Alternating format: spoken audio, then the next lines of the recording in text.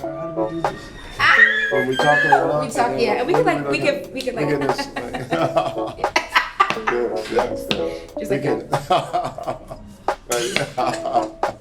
Right, man. I'm gonna be laughing. Rajane Brown is here, everybody, in this Glee 100 year, which has just been so fantastic. And now it just keeps getting better and better and better and better.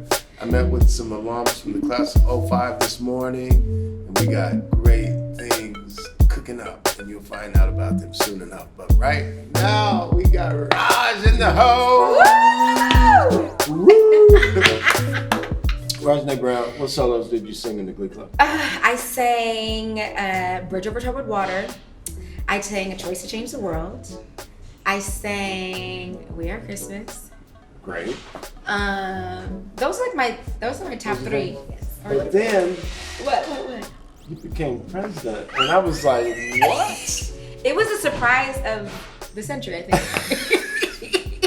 I don't think no one ever expected me to be president of Glee Club. You know what I mean? You were fun. Yeah, I'm quirky. They're like, what? President? And I'm like, yeah. But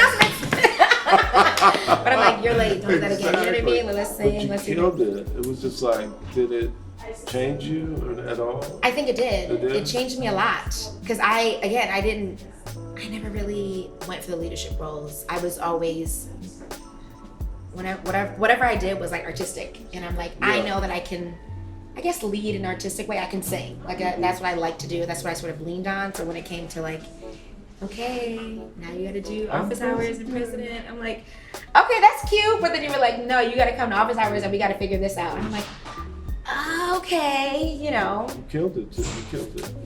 Yeah. Madam President, come here for a minute. Hi, Madam President. Oh, nice to see you. Nice to see you. Come on in here.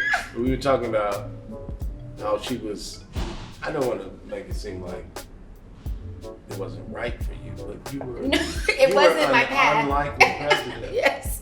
She was the soloist. Yes, And that's then- what I was in the Glee Yeah, Club. you were I the was soloist. So yeah, Raj made a great president. Then she went to Minnesota. That's what we. Yes, after graduation. So I moved to Minnesota.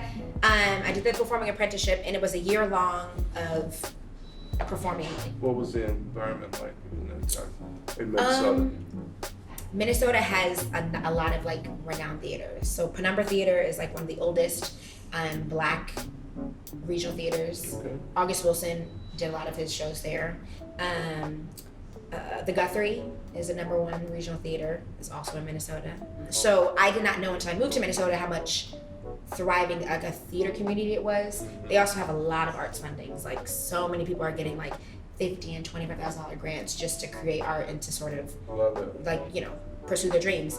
So after graduating, I worked at Penumbra. I did. I thought you were going to say Panera.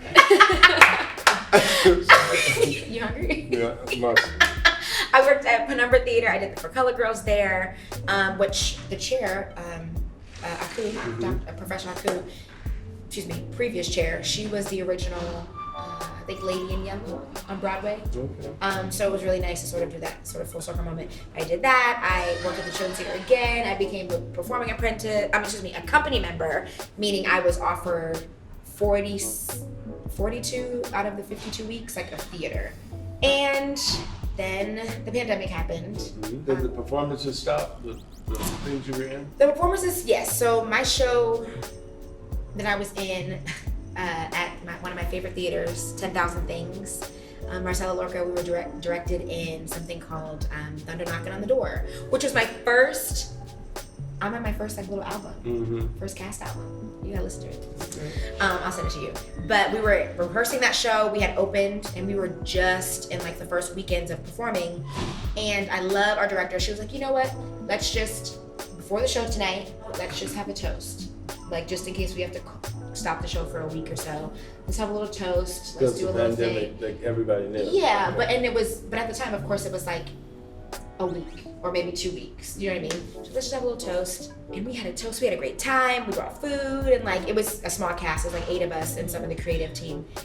And I just remember in that moment being like I think this is it. And I didn't want to say it out loud. I said it to one of my castmates. And he was like, don't say that. We're gonna be fine. It's gonna be fine. I was like, I don't know, but I'm just gonna enjoy this moment. And so all of my shows sort of got shut down.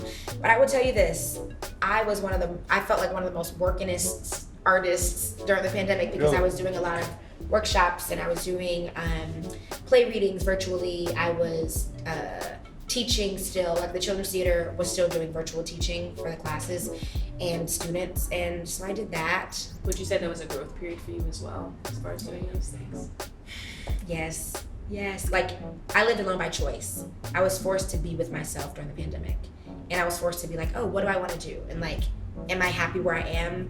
Am I proud of the accomplishments that I have? And also, like, are you happy with the being that you are? Like, how have you changed? How can you use this moment to sort of like grow and learn more about yourself? And I did. I learned a lot. And I think being in the pandemic by myself, I was like, I gotta go to New York. Like, whenever I have the opportunity, That's when you knew you had to go. Yeah.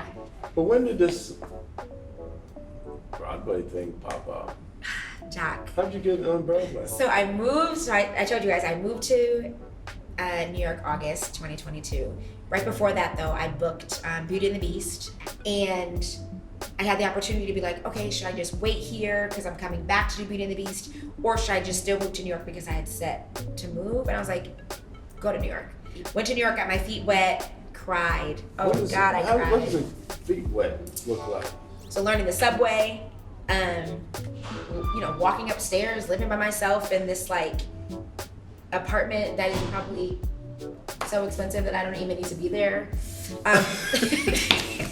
That's how it feels. Yes, and I didn't have an agent. Yeah. So a lot of people in New York have agents so that they can be seen. I didn't have that, so I moved blind. I was just like, here I am with my like audition dress and my audition book.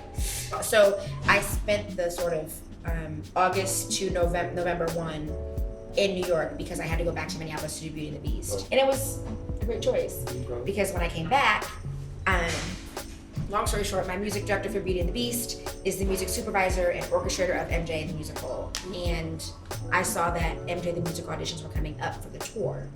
And funny story, the first audition I ever recorded when I was in my apartment in New York crying all the time was for MJ the Musical on tour. But nobody saw it because I didn't have an agent. Like, it was never watched. It was like 0 views on YouTube. Thank you, YouTube. And then you had this. And then I had it, so I slipped. I was like, oh, by the way, I sent this in with it. Nobody saw this before. He was like, okay. Within 48 hours, I had an appointment, an in-person audition in New York. Got to the audition room. I had Nathaniel Hackman, who is my Beast, who I love. Who was Nathaniel Hackman? He played the Beast. So I remember I'm Oh, he was literally the Beast. He's not a Beast. I He was playing talking the like Beast. my Beast. No, he played the Beast in Beauty and the Beast. Right. I had him read with me Nice. during my audition because we have really great chemistry and we were working together. And we went over the sides and I went up to the room. David was playing for me. I did the scene into the song. It was wonderful. He's like, what else do you have? And I was like, I have Hound Dog, Big Mama Thornton, Wow. And how'd you know Big Mama Thornton? I was about to say, I know you killed that. Ain't nothing but a hound dog. It was given there. And he afterwards, he turned from the piano and was just like red. He was like, I've never heard you sing like that. I'm like, yeah, because you hear me struggling through this little town. It's a quiet village. Like, it was just. So that's the one that you had to deal with the different style. Yes. Sing a little bit of it. What's the different style? You don't want to sing that, do you? Little town is a quiet village. Every day like the one before. Little town full of little people waking up to say. Okay, so now sing your swag. I mean, you can. Hey, you make me feel so blue. You make me weep and moan. That's what I'm saying. This thing cannot possibly be our president. But you're still the same Raj. Yeah, Everyone knew you would be successful. Wild and everyone knew you would be successful. What do you think about that? I love that. And I have a question too. So I know you were talking about like having your name be out there and kind of pushing down. How do you think the Glee Club kind of catapulted into what you're doing now? And I know you had experience before, but where do you think that took you? Glee, I feel like I talk about the Glee Club at least once a week. One, the discipline was real. Like coming knowing our music and like, you know, all the things that we have to know, knowing our music and like being quiet in rehearsal and trying to just put in the work for the hour and a half. What it is these more days. like 2. Yeah, okay, for the 2 hours that we You have. didn't rehearse every day when you were here, right? Monday, Wednesday, Friday though. Yeah. Y'all rehearse every day. Just Let the about. old heads tell you about it. Monday, Wednesday, Thursday, Friday. Woo! When I first started Spelman, we were every day. Okay, so then I got it easy then. I didn't know. Okay. Wow. But I was happy. I loved the Glee Club. Like, Glee was life for me, and I loved it because I was always in that building regardless. But I loved it. But I think the sort of the discipline and the variety of music, I wouldn't have been able to do any of the Bell stuff if I hadn't had a little bit of like Ave Maria, you know what I mean? And like all the things that I don't really like to sing, but I needed to sing. And like Doc was like, Rajane, I can hear you blend. And I'm like, oh my God, yes, you're right. I got to stop, turn my vibrato off. But you know what I mean? So all those like little moments of correction, and it helped me like in every facet of my life. So you have Even just family showing up. I relationships do. here. My little Yes. cousin, which you know. Yes, my Simone VP. Bowles. Yes, the vice president, class of 2025. She's a Glee Club.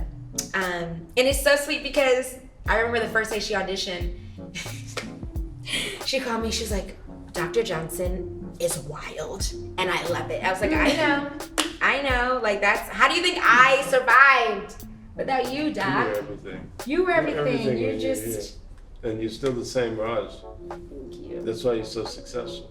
I appreciate it. He was successful here, just in unexpected ways. I just knew you were gonna crash and burn as president. There's no way you can have a president.